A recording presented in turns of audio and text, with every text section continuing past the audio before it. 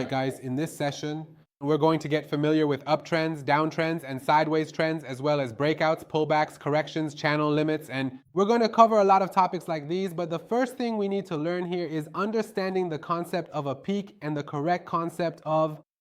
So we can say that the highest point has become a peak when the close of the next candle is below the low of the previous candle.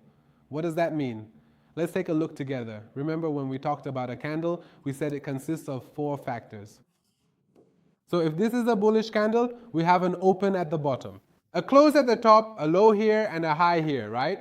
We say that this candle can be considered the peak at the end of a bullish trend, or not necessarily the end, but within a bullish trend. We can say it's the highest point here. It becomes a peak here when our next candle, the new candle I want to draw here, looks like this. The close of this candle is bearish, its open is high. Its close is low, and the close of this candle is lower than the low of the previous candle. Right? Let's look at the bearish move here together one more time. For example, let's imagine we have several strong bullish candles in a row. Now, for instance, right in between those, there might occasionally be a small bearish candle, or perhaps some neutral doji candles. In this specific scenario, we can say that at this particular end, we have reached a peak once the very next candle that closes is confirmed to be bearish. For example, the close of this candle falls below the low of the previous candle. Here is the low of the previous candle, and here is the close of the new candle. When we see this close, we say, so to speak, a swing high has formed here, and now we are waiting for a swing low from the market. Now, what does this mean? For example, we have a series of candles here. Now, this is a bearish candle, for example. Here is its high, here is its low, here is its close, and here is its open. Now, we say that we can say when here a bottom has formed and the new candle that we can have here is bullish. Its close should be above the high of the previous candle. Basically, we recognize this as a swing low and that as a swing high. In this case, from the factors we discussed about candles in the previous session, high, open, close, low, we use them. We use them to see where it broke out, where it failed, and this is what we're working on, guys. For trends, make sure to practice this thoroughly, and by the way, I'll mention this point here as well. It's not necessary for the next candle after this to be the biggest area the price has seen. It can look like this.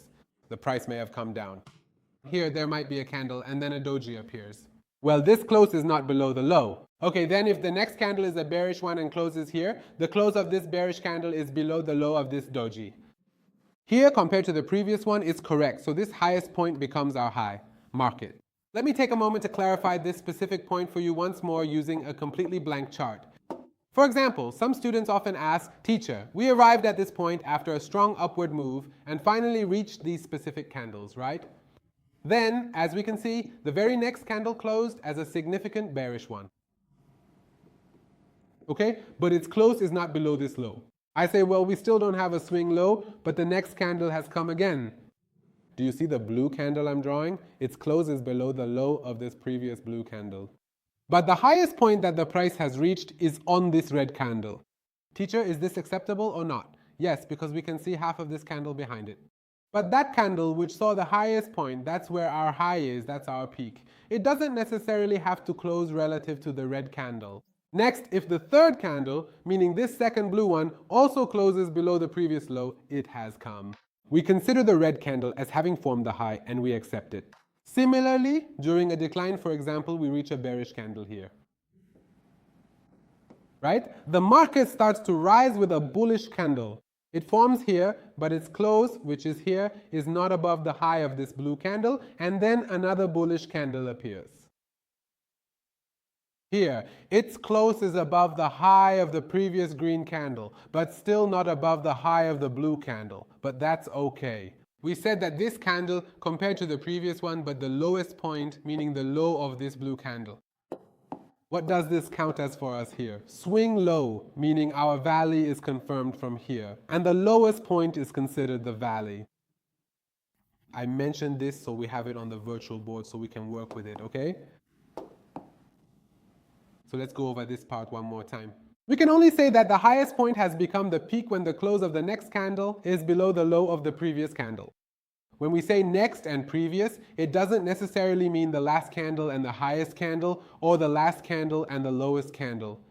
It could be as we explained, and for the concept of the valley, just as we said, we can only say it when our lowest point becomes the valley when the close of the next candle happens above the high of our previous candle. All right, let's move on to our next topic. Let's talk about trends. There are three types of trends in the market. Either our trend is upward, also known as an uptrend, or our trend is downward, known as a downtrend, or our trend is neutral. Let's see how trends differ from each other. To draw a trend, there are three things we can identify from a trend. That is, 1, identifying a trend, 2, finding the range of that trend, and 3, finding the channel for that trend.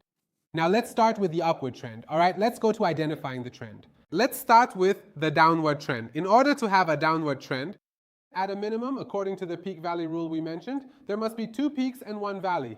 For a downward trend and for an upward trend, at least 2 valleys and 1 peak are needed, following the same peak-valley rules. If we have 2 consecutive peaks with a valley between them, or 2 consecutive valleys with a peak between them, we can draw a neutral trend with them. All right, here we start with a downward trend or maybe an upward one. We talked about drawing the peaks and valleys. What do we see happening here? The close of this candle is below the low of this candle, and it comes after an upward move. So here, it has formed a peak for us, and also in the second case, which we show here. The close of this candle is above the previous highs. So here, it has formed a valley for us, and what has happened here? There has been a close below the previous low, and this highest point has created a peak for us, which can become a lower high, with 2 peaks and 1 valley. We said that we can have a downward trend in such a way that number 1 and number 3, which we have identified here, and when we connect them together and by holding down the shift key and extending, we can draw a downward trend line for our chart. Guys, right now this is on PowerPoint. We are talking theoretically here, and in MetaTrader, we will go directly onto the real chart. We will work together on direct and valuable examples, but for now, let's have a general understanding of these topics. For an uptrend, we said at least 2 valleys and 1 peak. For an uptrend, we said at least 2 valleys and 1 peak.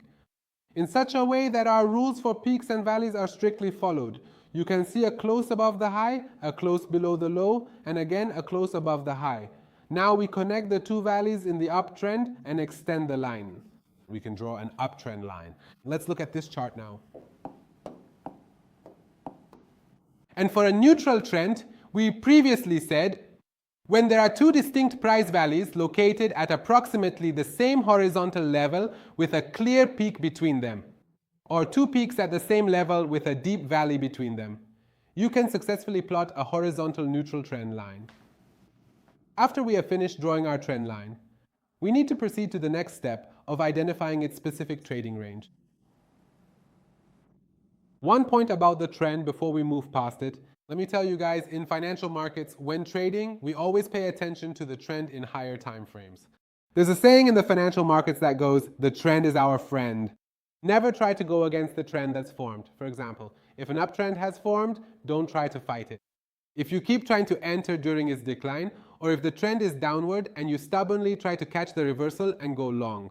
What's wrong with that? It's like trying to swim against the current of a river. Swimming against the flow just tires us out without getting us anywhere. So we respect the trend and prefer to go with it. We should choose the trend correctly and make really good profits from the market by moving in the direction of the trend. Now let's move on to finding the range. We identify the trend line range from point 1, which is the first peak or trough. In this way, we copy the drawn trend line and move it to the close of candle number 1. What does that mean? It means that in the downtrend we had, if we look closely, we split our trend line in half above the shadows, right? For the range, we draw a line on the close. We draw it on the close of this same candle number 1, and it creates a range for us. Do you know why we consider a range, guys? We can never say anything in the market with absolute certainty. For example, music from this point, from this exact number, like 1.18.52.4. Well, we can't say the market will turn exactly from this point or that it will be supported here, but we can refer to it. We can say that within this price range, the market might see a reversal. Or if this price range is broken, we might witness an upward or downward movement from there. That's why we respect these ranges. Why? Because as you can see in this image, we've drawn a range from the tops of these two peaks.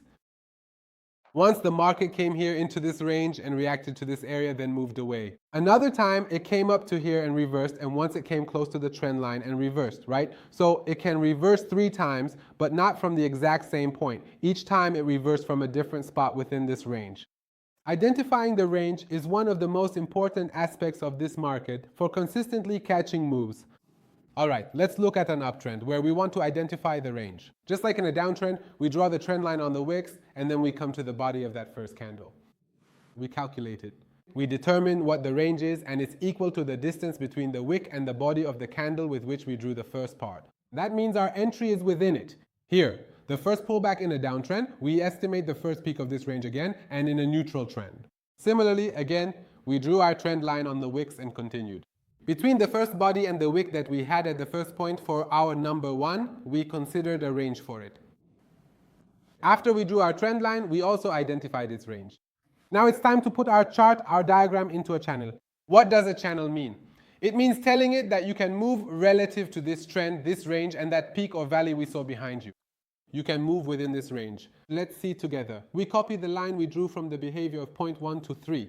Remember how I told you about copying? To activate the line we drew as a segment, we double left click to turn it on.